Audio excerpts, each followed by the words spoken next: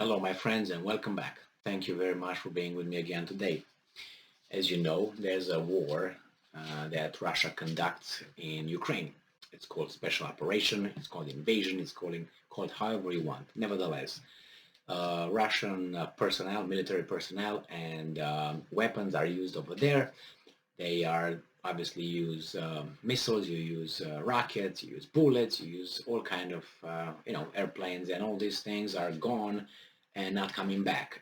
And then you have planes, fighter jets, helicopters, tanks, and other machinery that are blown up, used, and destroyed. So then obviously you have to replenish that, all these losses. Humans, yeah, you got them. Bullets and weapons, you have to make them. In order to make them, you have to have resources and you have to have manpower or women power. And then in order to do that, you have to have your war industry intact. Resources, materials, and humans. You got the humans, materials. I don't think Russia has a problem with that, considering it's Siberia and Caucasus and other regions that they can get whatever they want. But nevertheless, and they have China if they need anything else. So that runs against the so-called reports or coming from the British intelligence, and I'm going to say that until the cows come home, and because I didn't like they lied to us, and they lost any credibility, and now again they're pushed forth like they have an authority. No, they don't have any authority. They lost the authority a long time ago, at least for me, in about what 2003, 2000, whenever it was, 2001, 2000 something, and even before, probably with the Milosevic in 1999, they lost that. It was like the last, like the cherry on the cake for me with them, with the American intelligence community and with the British intelligence community. Bye-bye, don't come back. Anyway, so just to, how should I put it, contradict those reports of the British intelligence, we have an article here, a very important article. It's not just to contradict those losers, to put it this way. No, I'm not talking about rank and file workers. The guys who just, twist things in order to maneuver public opinion and politicians into doing the biddings of the guys behind that we don't even know where they are. But somehow they lend us money. And we need money all the time because we can't survive without those. Anyway, so we have here Ukrainska Pravda from June 25th, 2022. This is the title. Russia starts to build Sarmat missiles and gets ready for a new test.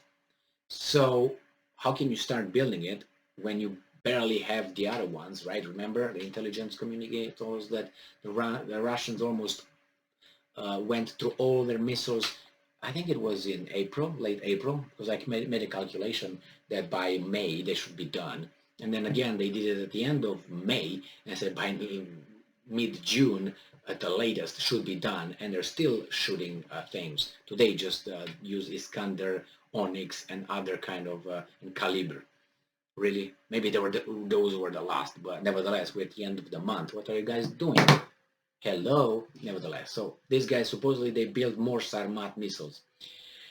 Dmitry Rogozin, the director of Roscosmos, has announced that the state corporation has stated to develop mass-produced Sarmat intercontinental ballistic missiles. Mass-produced. That means many. All right, the source is Medusa. I thought she was dead. Anyway, on the Ushur missile formation regiments located in Krasnoyarsk Oblast, Russia, will be the first to receive the Sarmat missiles before the end of this year. Yeah, we heard that in another video I posted. Rogozin also reported that preparations are underway for Sarmat's second flight development test, but did not specify when and where the launch is to take place. Can I give some suggestions?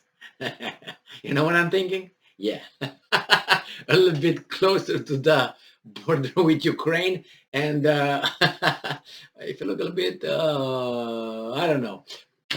Just test those. No suggestions from here. We can't have that.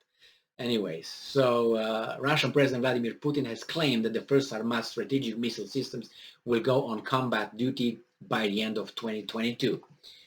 Details: Sarmat was first launched at the end of April. Putin claimed at the time that the first, and I'm quoting, the first regiment fully equipped with heavy Sarmat intercontinental missiles will be put on combat duty as planned at the end of 2022. Sarmat, it's called Satan II. That's another name for the Sarmat. According to Putin, the missile is able to overcome all modern means of anti-missile, where are you? Anti-missile defense. He has threatened other countries with a missile. Russia's Ministry of Defense has claimed that Sarmat is the most powerful missile with the biggest target hitting range in the world. So, yeah, I think it was like 7,000 miles or 10,000 kilometers, something like that, or maybe more. I don't know. It was something. And yeah, it can have nuclear warheads attached to it. Well, what's going to happen when Russia will pull out from the non-proliferation pact with everybody else? You know what that means? That means that they will say, well, we reserve our right to maybe pass some nuclear weapons to some friendly countries. What are the other guys going to do about it? Because these sanctions of certain things of Russian origin could push them to that, say, and start their own, as I said, own organizations, and or together with China, India, and on a BRICS foundation, and they're going to start doing that, and they will have their own institutions, their own let's say maritime laws and maritime insurance companies, and they will bypass the other, say, okay, we don't abide by your laws anymore, you have to abide by ours, and they will say no, and the same they say no. So what are you going to do? Are you going to shoot an hour? You still have to make commerce, so somehow they have to make in between, but they will be in control of this organization, the other ones will be in control of this one.